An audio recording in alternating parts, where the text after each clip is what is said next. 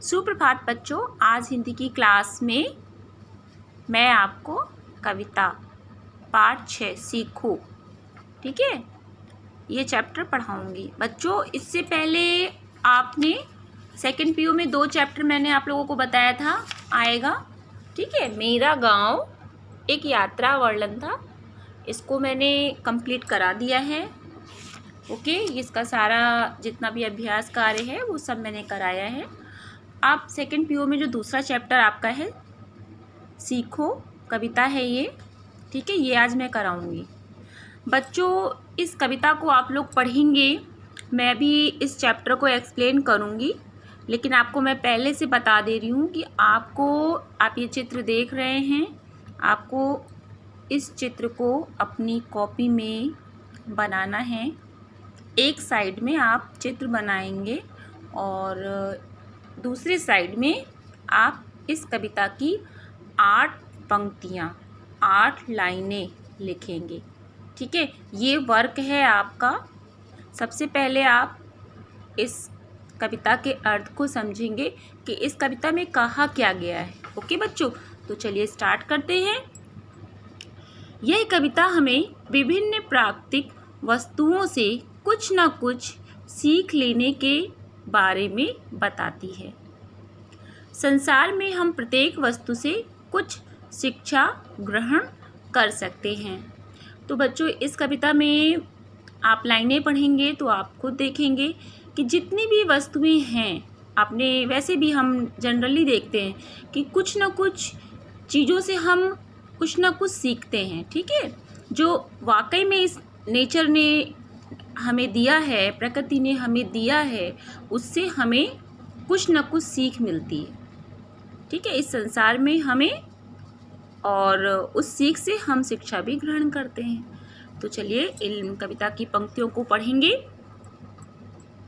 फूलों से तुम हंसना सीखो, भौरों से मीठा गाना। देखिए इस पहली लाइन में क्या कहा गया है कि फूलों से तुम हंसना सीखो। जैसे आपने देखा ना, फूल लगे रहते हैं प्लांट्स में, आपने देखा है जब डाली हुए फूल लगे रहते हैं तो वो हमेशा उनकी रौनक बनी रहती है, ठीक है। उनको देख करके एक फेस पे स्माइल आ जाती है, जिस प्रकार से फूल, जैसे कि लगता है कि फूल हंस रहे हैं। ओके बच्चों, तो उनसे हमें क्या सीख मिलती है कि जैसे फूल हमेशा फ्रेश लगते हैं, देखने में सुंदर लगते हैं, उस तरह से हमें भी अपने फेस को कैसा रखना चाहिए, स्माइल वाला, मतलब हमेशा मुस्कुराता हुआ चेहरा, ठीक है। भौरों से मीठा गाना, भौरों को देखा है आपने, गुन इस तरह की आवाज़ आती है। तो भौरे हमें क्या सिखाते हैं कि हमें कैसा गाना गाना चाहिए या कैसी बोली हमारी होनी चाहिए, मीठी होनी चाहिए। आगे देखिए, आमों की डाली से सीखो, फल पाकर झुक जाना। इस लाइन में देखिए क्या कहा जा रहा है। आपने देखा है कि कोई भी फल हो, आम की, तो आम की बात हो रही है। आमों की डाली से सीखो, फल पाकर झुक जाना, मतलब जब आम किसी पेड़ पे लगे होते हैं तो जो पेड़ होता है, वो उसकी डाली होती है, वो कैसी हो जाती है, झुक जाती है। तो इसी प्रकार से हमें भी अपने से बड़ों के सामने, या हमारी गलती अगर है तो हम उसके आगे झुके, अपनी गलतियों को मानना स्वीकारना सीखना चाहिए, ठीक है। तो इसमें झुकने की बात हो रही है। चलिए अब आगे देखिए, सूरज की किरणों से सीखो, जगमग जग कर जाना।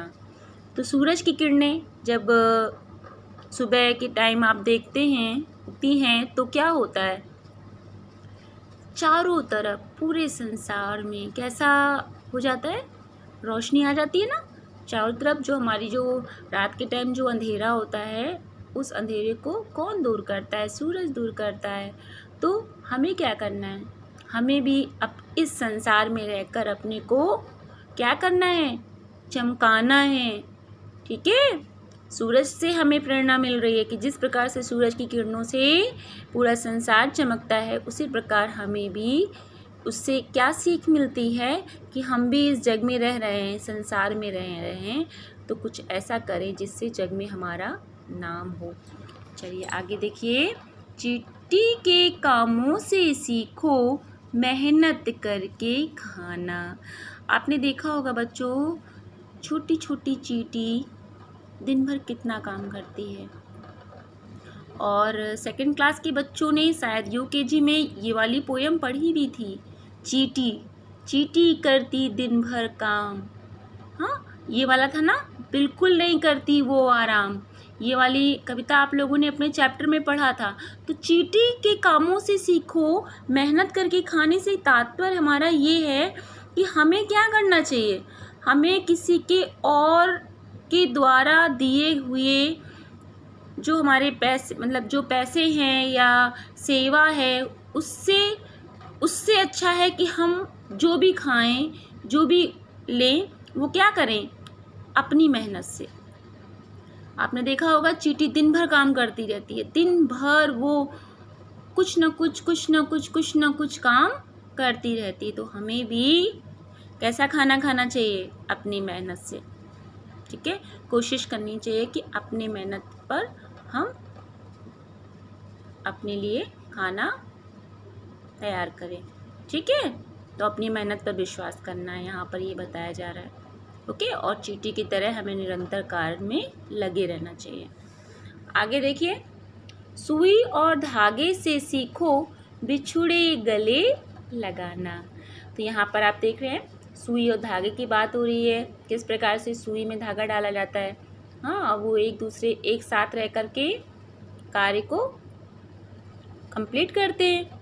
तो इसी प्रकार से जो हमारे बिछुड़े हैं, हमें उनसे इससे सीख मिलती है कि जो हमारे बिछुड़े हैं उनको हम गले लगाएं। ठीक है, रूठे हुए हैं उनको हम गले लगाएं। तो हमें किससे सीख मिल रही है, सुई और धागे से। आगे देखिए, सीख दिए की बाती से लो सबको राह दिखाना। अब इसमें देखिए कहा जा रहा है कि सीख हमें क्या मिल रही है, दिए की बाती से हमें क्या सीख मिल रही है।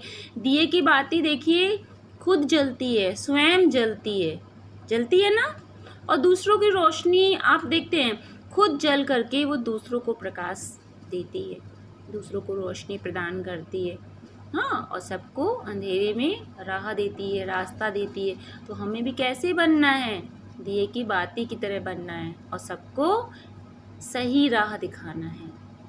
ओके, अब बच्चों यहाँ पर देखिए शब्द अर्थ है, ये आपका कॉपी का वर्क है, तो ये मैं आपको अभी सेंड करूँगी।